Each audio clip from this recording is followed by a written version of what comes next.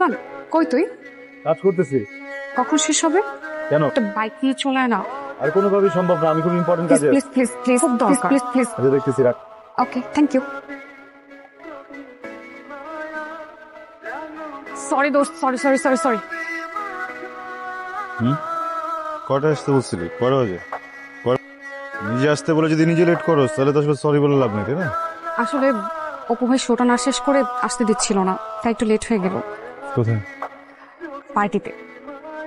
কিসের পার্টি?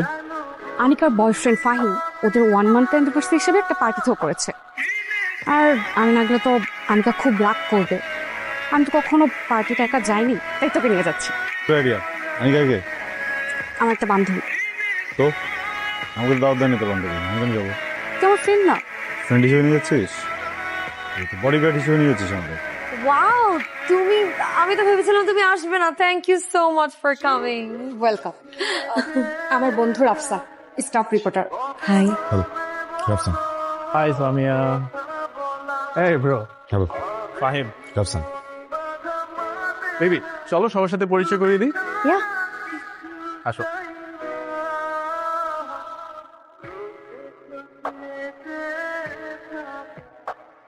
আনিকা। ও মাই গড, এটা কি দরকার ছিল? Happy birthday. Thank you, this is so beautiful.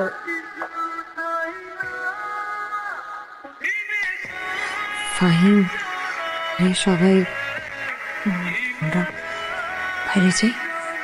সে তো প্রবলেম কোথায়? This is my house, privacy. Even the gate is locked.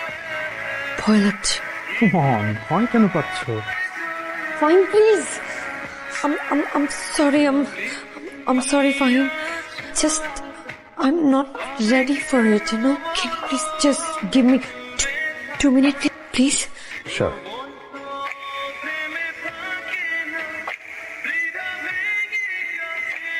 Fahim, Anika, Anika, ঠিক আছো? সামিয়া, কি হচ্ছে? হচ্ছে না, আনিকার শরীর খারাপ লাগছে। Okay, Anika, come here.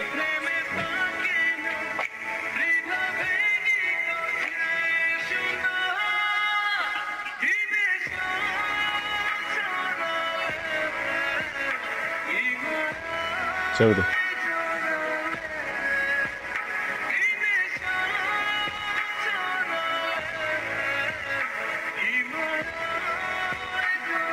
দোস্ত সরি। সরি বলে কি হয়েছে? জমা করলি, আমি হেল্প করলাম। চল। তোকে আরেকটু কষ্ট দিব। আবার কি? আমার তো হবে, আর তোর তো বাসা না ফিরলেও সমস্যা হবে না। বলছি নাকি দোস্ত, প্লিজ তুই আজ রাতটা আনিকার সাথে থেকে জানা। ওর সাথে মেয়েটাকে এমন অবস্থায় একা রেখে যাওয়াটা একটু রিস্ক হয়ে যায়। আমি বাড়িতে পৌঁছে তোকে কল করছি। লাগবে না, গেটটা তো লাগা, তাহলে যা। গেটটা লাগিয়ে দিয়ে যা।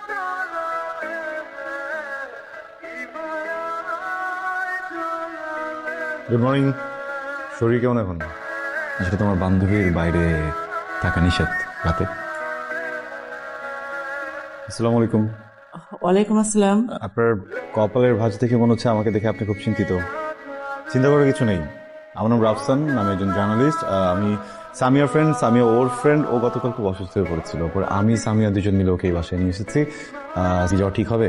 আমি পুরো রাত এখানেই ছিলাম। আবার টেনশনের কিছু নেই, মানে আমি ড্রয়িং রুমে ছিলাম, উপরে যাইনি। ও দুজনই সেফ আছে। তুমি অসুস্থ হয়েছিল, আমাকে ফোন করলেই পারতে। আরে আমি ঠিক আছি, তুমি যাও, ফ্রেশ হয়ে নাও। কফি? না না, ঠিক আছে।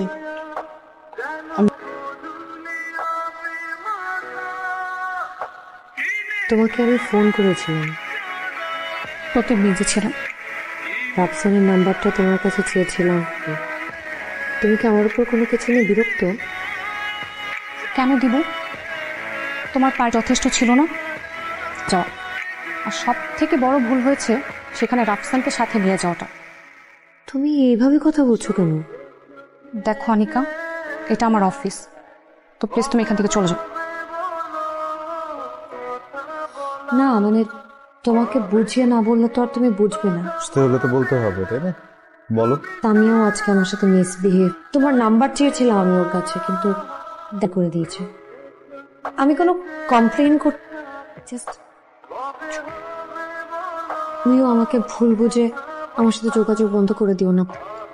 বোকা মেয়ে, বুঝতাম সেদিন তো তোমার সাথে থাকতাম না। দেখো, সামিয়া আসলে একটু ভয় পেয়েছে, সেই জন্য রাগ। ঠিক হয়ে যাবে, কথা বলবো আমি। তোমার নাম্বারটা?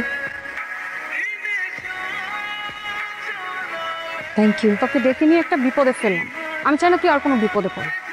তুই এটা বলার জন্য আমার নামাইছি?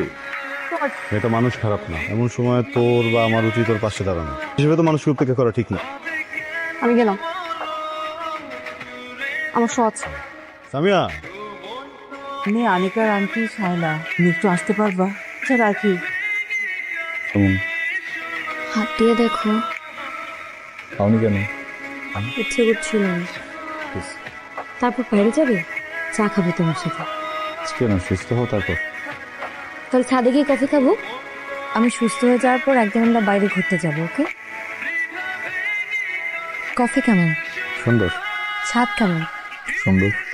আমি কেমন? সুস্থ। সব কিছু দেখতে নাই, সব কথা বুঝতে নাই। দেখো কি হয়েছে? ঝামেলাটা একটু বাড়তেছে, বুঝছো? কোন জায়গায় না? আনিকা একেবারেই আমার দিকে ঝুঁকে পড়ছে। এমন হলে তো বিপদ। মানুষ সারা জীবন একটা সত্যিকারের ভালোবাসা খুঁজে খুঁজে পায় না। সেখানে আনিকা মেয়েটা তোকে এত ভালোবাসে, কিন্তু তুই পাত্তাই দিতেছিস না। আমার বাবা মা কোথায় বলো তো? হ্যাঁ? না, মানে মিথ্যা বলছি। এক্সপ্লেন কর। বাবা আর মা আমার দেখা বেস্ট। দুজনই দুজনকে ভয়ঙ্কর করে ভালোবাসতাম। আমি কখনো আমার বাবাকে দেখি নাই কোনো পরনারীর প্রতি আকৃষ্ট হইতে, কখনো অন্য কারোর সাথে বাড়তি কোনো কথা বলতে। সবসময় মাকে নিয়ে ভাবতো, জীবনটাই ছিল আম্মা কেন্দ্রিক। সে তো মনে করো সিনেমাও দেখতো না, দিকে তাকায় থাকতো যতক্ষণ আব্বা বাসায়। অধিক ভালোবাসা, বুঝছো? একটা সময় আমার বাবার ফ্রিডম কেমন তো থাকতো, স্পেস পাইতো না। ফ্রেন্ডের সাথে বা অফিসে কোথাও গিয়ে নিজের মতো করে থাকতে টুকটু করে ঠিক হয়। আম্মা এর জন্য একদিন আমার বাবা মজার চলে আম্মাকে বলে ফেলছে, তুমি যদি ঠিক না হও আমি তোমাকে ডিভোর্স দিব। বলে সে বাজারে চলে গেছে। বাজার থেকে ফিরে এসে দেখে যে আমার ফ্যামিলির সাথে ঝুলতেছে। আব্বা বাড়া নেই। ওর দৃশ্য দেখে সাথে সাথে স্ট্রোক করছে। আমার চোখের সামনে আমার আব্বা আমার আম্মা দুইটা মানুষের লাশ পড়া। ভাই, জীবনের পরিণতি যে তোর বাবা মার মতো হবে তা না। পৃথিবীটা অনেক সুন্দর। পৃথিবীটা এত সুন্দর কারণে পৃথিবীতে এখনো ভালোবাসা আছে। চলো।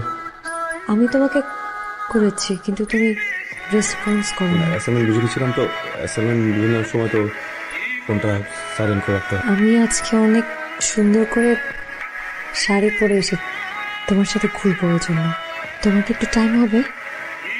কি হবে? কি দেখো? শাড়ি পরা ড্রাইভার। রাফসান অনেক হ্যাপি। জিজ্ঞেস করবে না কেন? কেন? আজকে আমি ফাহিমকে অনেক ধোলাই দিয়েছি। হাত দিয়ে? না, ফোন করে এত বকাবকি করেছি, ওরা ভয়ে ফোন কেটে দিয়েছে। কল রেকর্ডিং আছে? আমি কথা বলেছি, ও বকা দিয়েছে, রেকর্ড করনি। থাকলে এটা নিউজ করে দিত। একটা কথা জিজ্ঞেস করবো? করো। আমাকে তোমার কেমন লাগে?